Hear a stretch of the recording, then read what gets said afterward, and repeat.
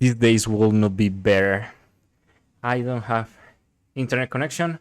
My computer could be freeze in any moment, so it's even harder to try to record this video. But making this one gives me a little more hope behind this darkness kingdom. But yeah, it's just something that relax me or relax to me.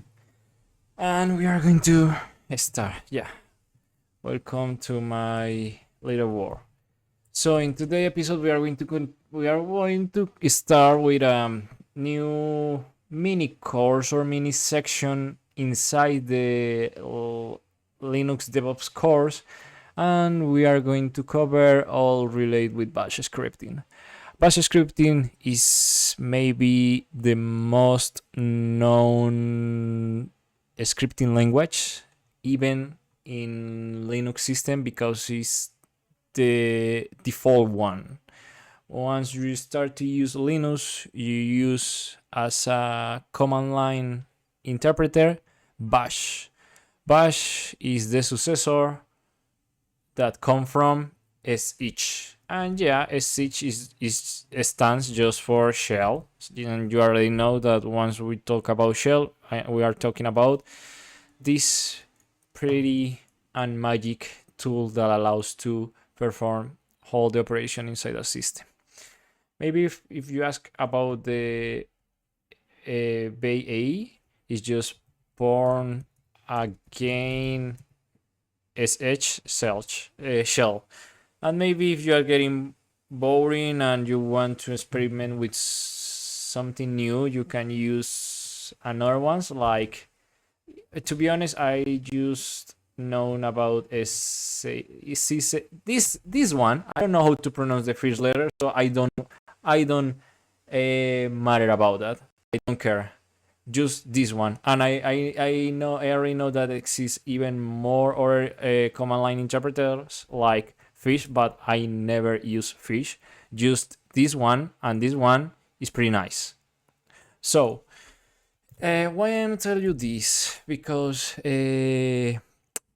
bash, sh, and the other one allows to execute scripts, because they are the end tool that allows to execute these scripts. It's maybe like, I don't know, the Java compiler, and after that the Java virtual machine that allows to execute that programs, or maybe the Python interpreter or the Node.js runtime environment that allows to run JavaScript code. So yeah, that's the reason why we use bash.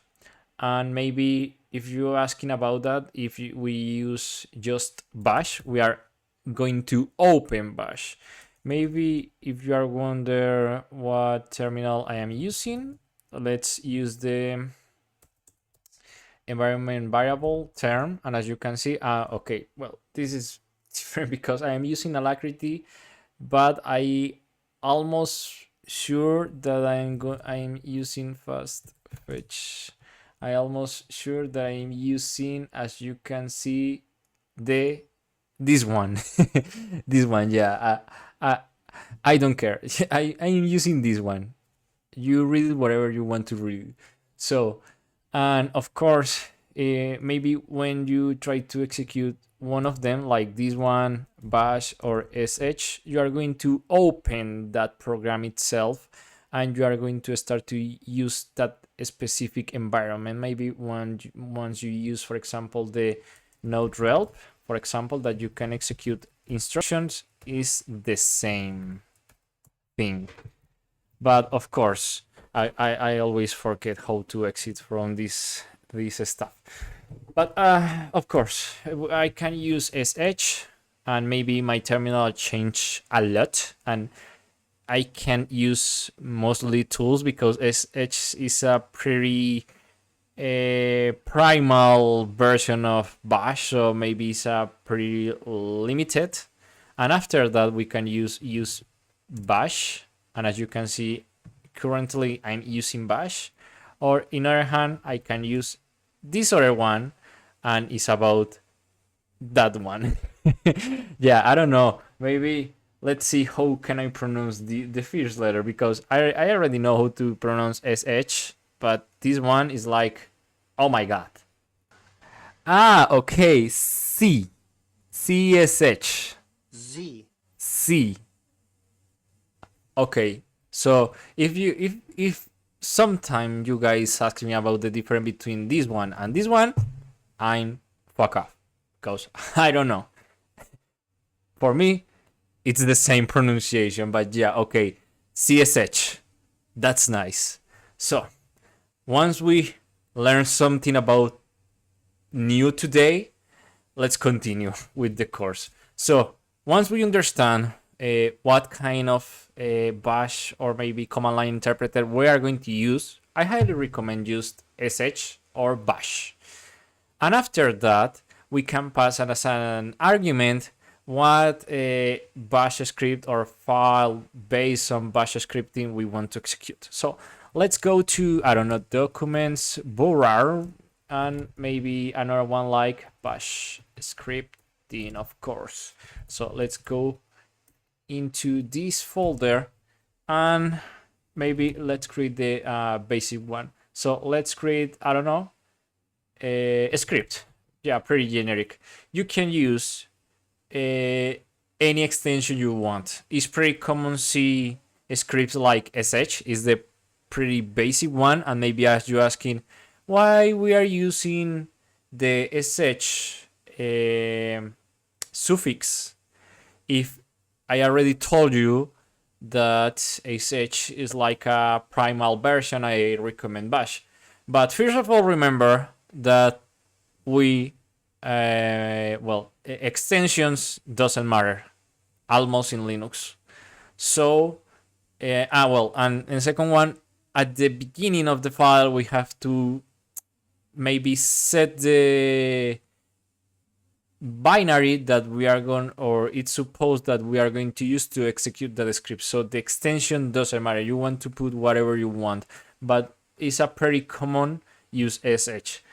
But let's make some experiment because I liked to do this during the video, and yeah, it's pretty common that I didn't try this before I record. I prefer do this thing during the recording. So let's start with what happens if we create a file without the extension. Okay, that's it. And maybe we are going to use a basic instruction like echo. Echo is like the console log, system out println in Java, printf in Python. So let's use echo hello, and maybe hello world, of course. Remember, we don't use semicolons, so it's don't use it almost in this case because we already use semicolon, but depending on the context. This case is not necessary. So let's save this one and try to execute. For example, use sh and a script.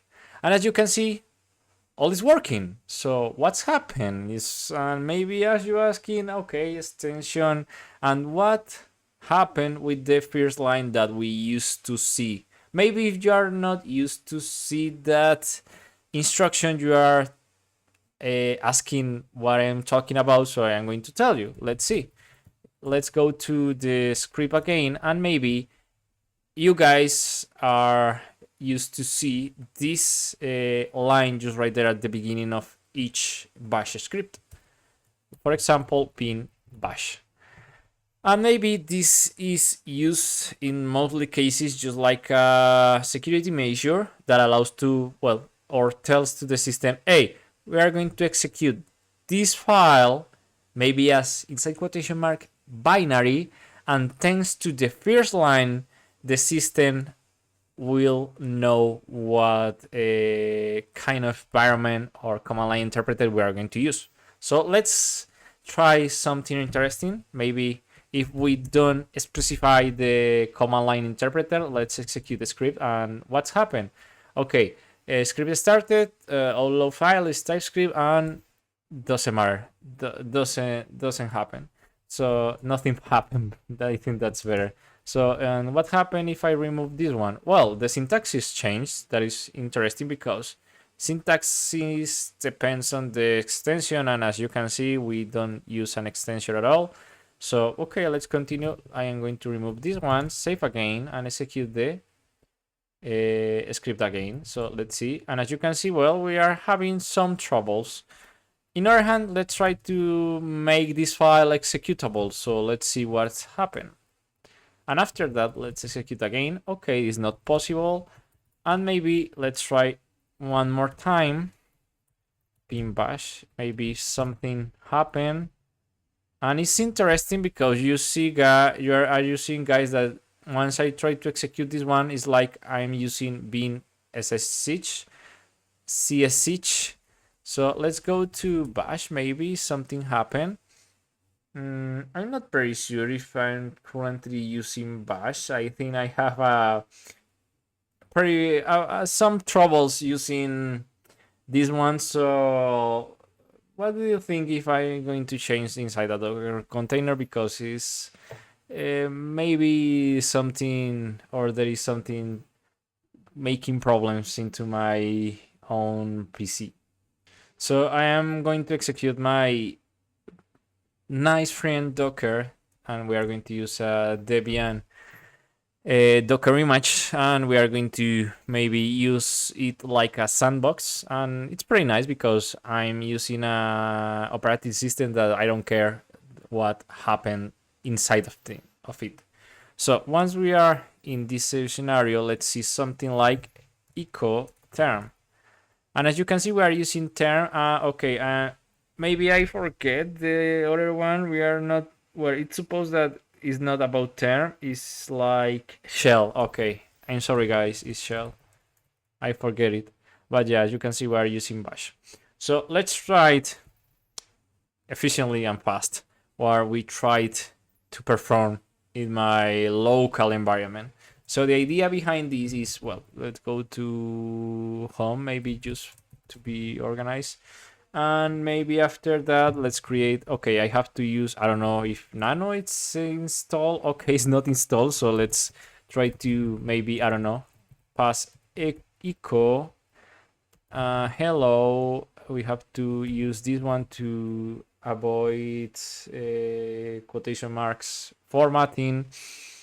And we are going to execute this and save in the script. So as you can see, we have maybe echo hello, and as you can see, something that works.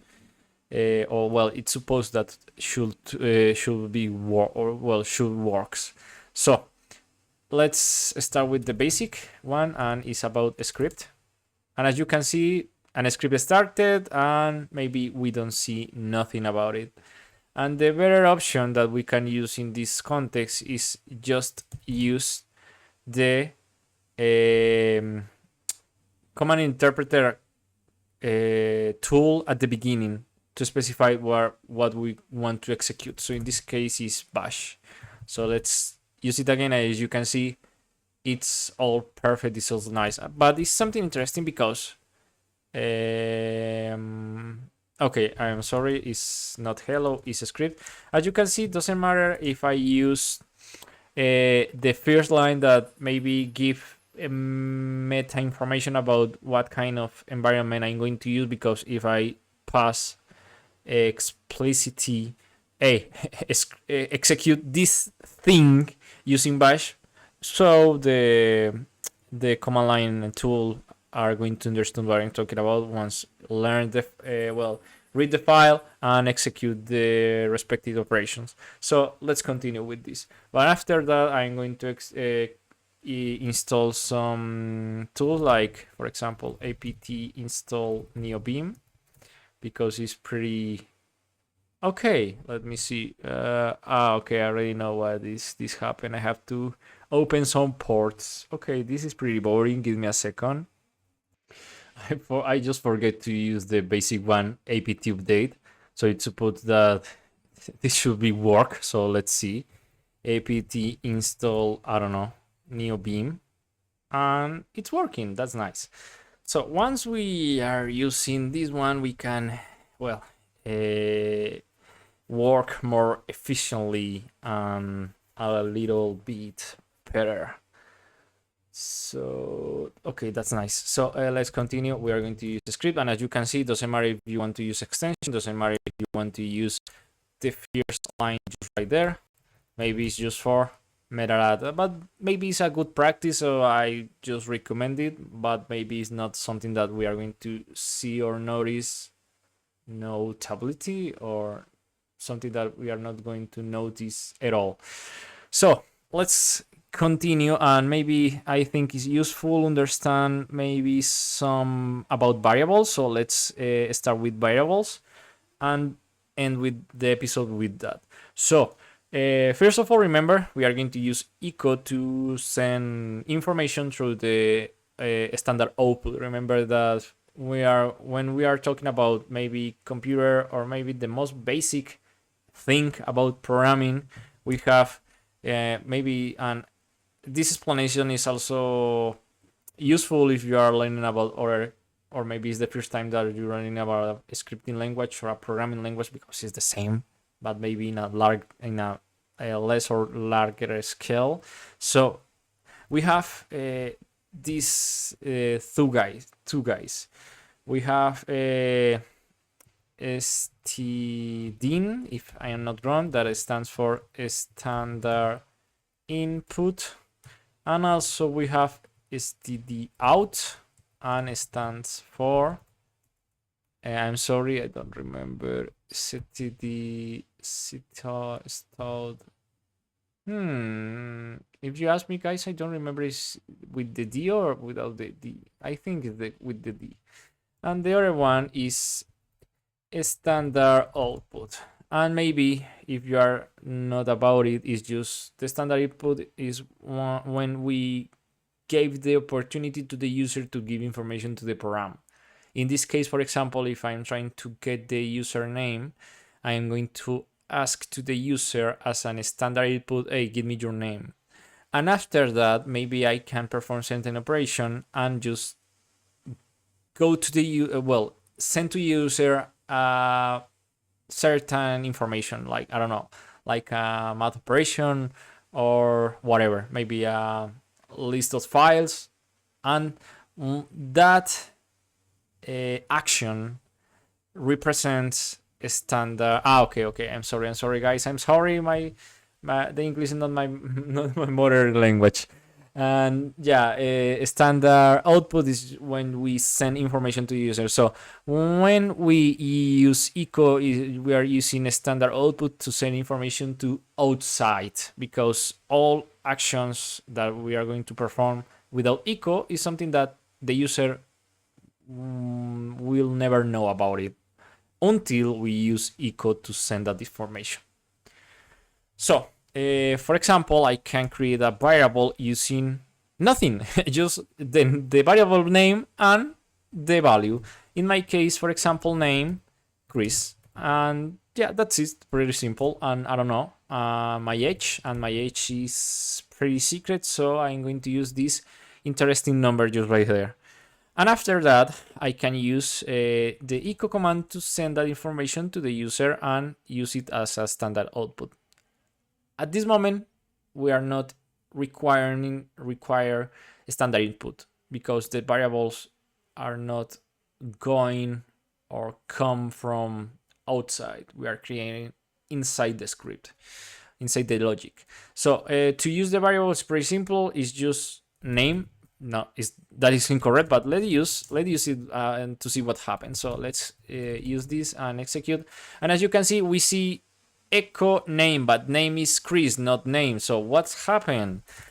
And that's pretty simple, because it's interesting, because the terminal styles change everything. I just close and open again the editor. So okay. And well, the reason why we see name, because we are using literally a string character name, and maybe to create an interpolation or to tell the interpreter, hey, I want to use the name variable, it's important to use the dollar sign at the beginning of the variable.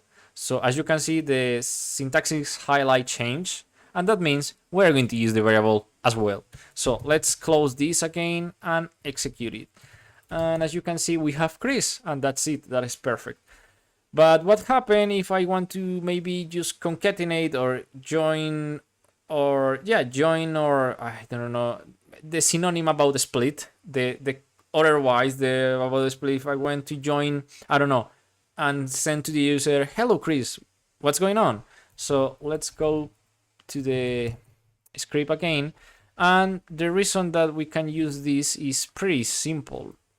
Using interpolation doesn't mean that we can use the quotation marks. We can still using quotation marks, and that's pretty interesting. But because it's different, for example, use echo hello. Be careful with that, and save, and let's see what happened this time. So bash script, and as you can see, it's working. And of course, it's working because the bash scripting syntax is pretty crazy. It's hard to understand. So the most basic, or maybe the advice that I want to give you is practice. Doesn't execute operation in just one way. Try to be curious about. Try to perform different ways to perform a single operation, and you will notice that bash scripting is pretty flexible, and in other scenarios it's not flexible at all, but we are going to cover that in future episodes. But yeah, maybe it's interesting because we're concatenate, or we are join strings, well, one string with a variable. But also we can use this one, and is the it's the common way, and is using, I'm sorry, no, okay, I'm pretty scary. I just think for a second, I just stopped for a second that my computer got freeze, because we have a 22 video duration. Okay. Oh, okay, perfect. Oh my goodness, I'm pretty scared.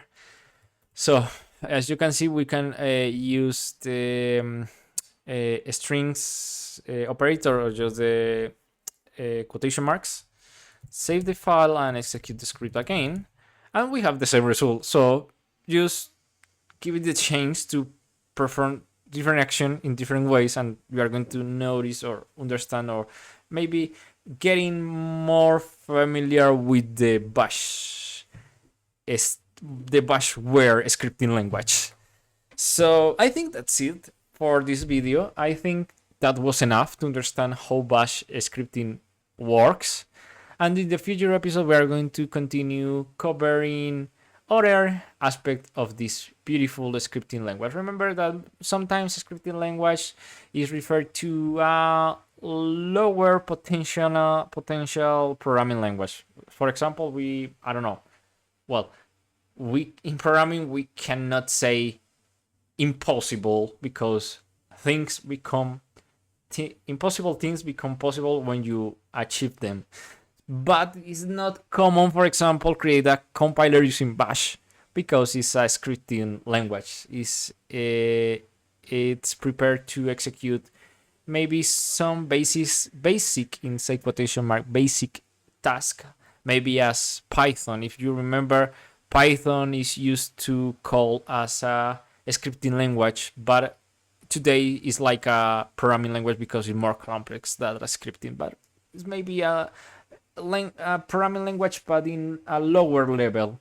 So I hope this video was helpful, and I hope this video was helpful, and see you in the next time. Bye bye.